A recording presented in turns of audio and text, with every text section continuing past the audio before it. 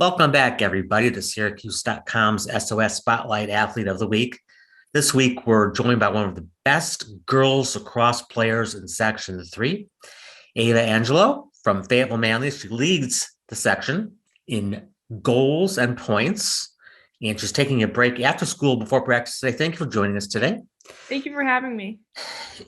Well, we'll just start right there. You're one of the best scorers in the section. It's not a surprise. You've been a leader on the team for a couple of years, but are you surprising yourself as far as the start you've gotten off to and how many points you're getting?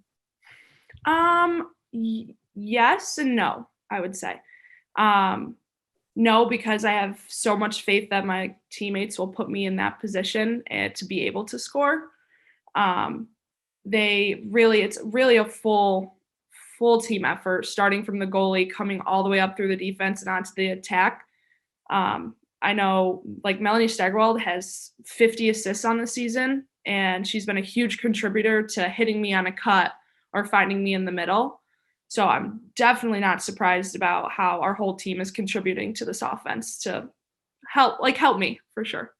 You had a big year last year though for FM, and you want to go out, even trying to top that. Are you at the pace now that you would have expected? Your senior, your leader, did you think you'd be, one of the ones that having to spark the offense? Yes, but I think my spark has gone through our whole offense. It's not just me anymore. In the beginning, I was like, guys, this year is going to be different than last year.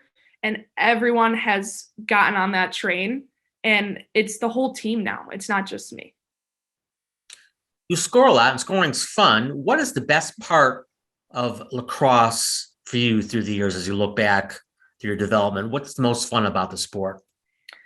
I'd say spending time with the girls and all of the memories that we have made. Lacrosse has given me so many opportunities that I wouldn't have otherwise. And the people that I've met through it, all of the memories that we have, it's something that I cherish so much. And I know in the coming years that there's so much more to come too.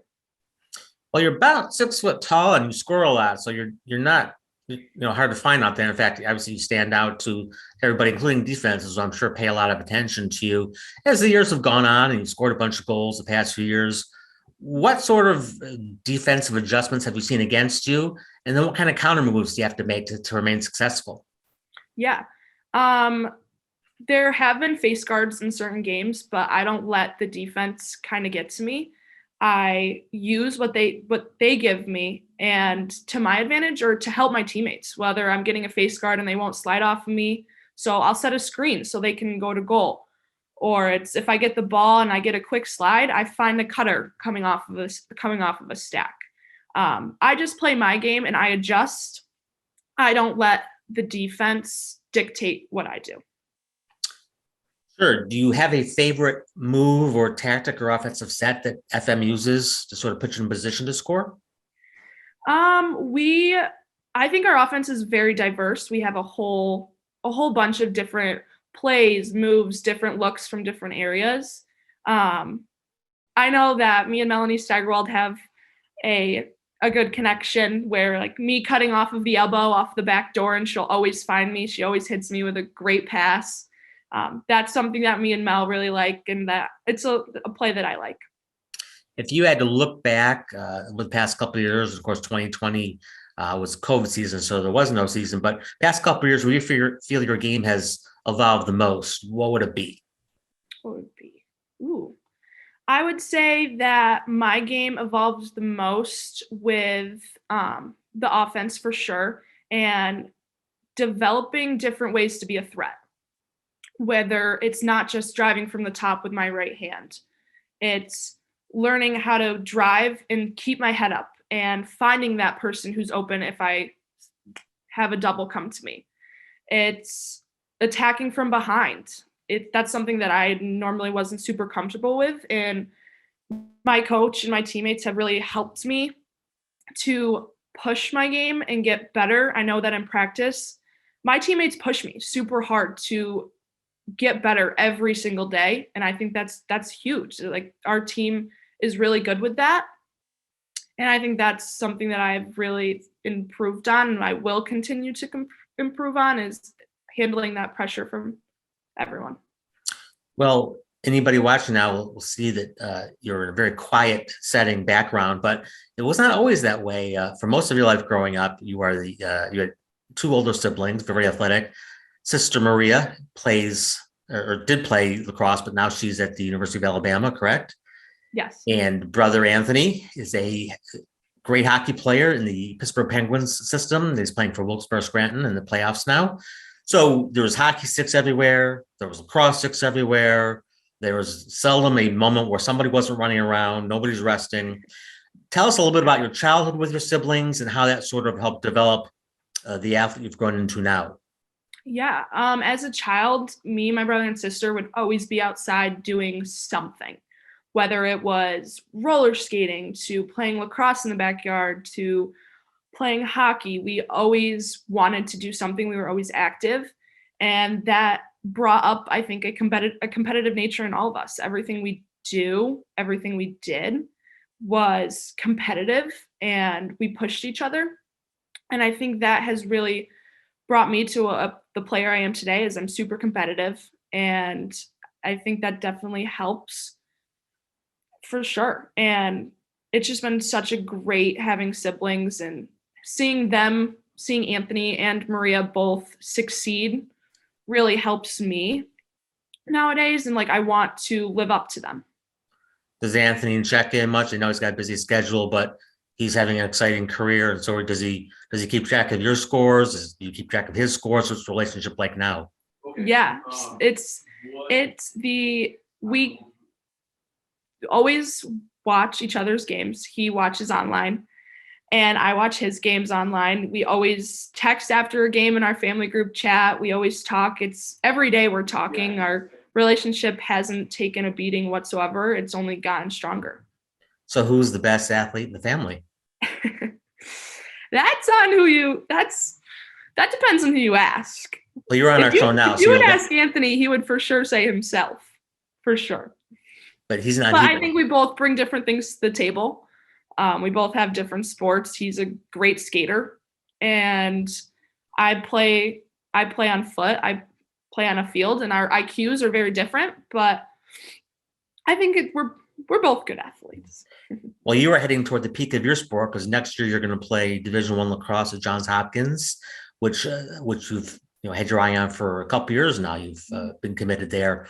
What about that school made it the winner as far as the college choice? And did you consider any other schools that were close seconds? Yeah, I looked at it, my recruiting process, as lacrosse ends at some point in life, and I want to set myself up for the future. So I wanted a great school, and Hopkins had that, and they had the top of the line lacrosse program as well, along with an amazing staff, and the girls are just great. So it really made it feel like home. So that's why in the end, like, they were definitely the ones for me. So I definitely wanted a great school. So I was looking at Yale and Cornell were some of high on my list. Notre Dame was up there. So just super prestigious schools that I wanted to use lacrosse to help me get into. Well, you must have a feel for how good the level is up there and where you are now. What are your thoughts about the summertime and what you need to do to get there and play right away, and how big an impact you'll think you can have right away? Yeah. I'm definitely going to work my hardest over the summer to get a spot on that team. Every day, whether it's running, playing lacrosse, I'm going to do something to put me in the best position to get a spot. Absolutely. And I think that's definitely my goal, my mindset, that I would love to play as a freshman and contribute. I know that college athletics is super hard because you're playing with the best of the best. Everyone on your team is amazing, and I know that, and I think that that's going to push me even harder to get that spot. Sure. Well, you've got a few weeks left at FM, and we were talking before, you've been on varsity since the 8th grade. That's a lot of time, a lot of games, a lot of teammates, a lot of memories.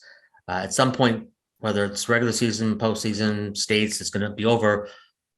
What we remember most about your FM career what do you think you'd be the most proud of?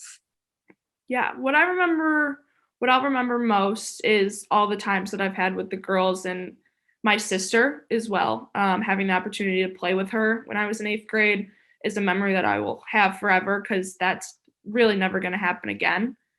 And I'm definitely going to be proudest of the, of the program and how far we have come.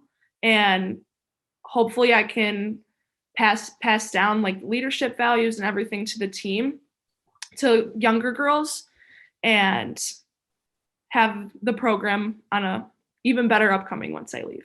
Sure. Well, that makes sense. And you certainly contributed a lot during your tenure there, so they will miss you, but there are hopefully great things both for the program and for yourself at college. Absolutely. We'll let you get ready for practice coming up tonight, but we appreciate you joining us today. Thank you too for joining us. Come back next week to syracuse.com and we'll have another SOS Spotlight Athlete of the Week. Have a good week, everybody, and we'll talk to you later. Bye-bye.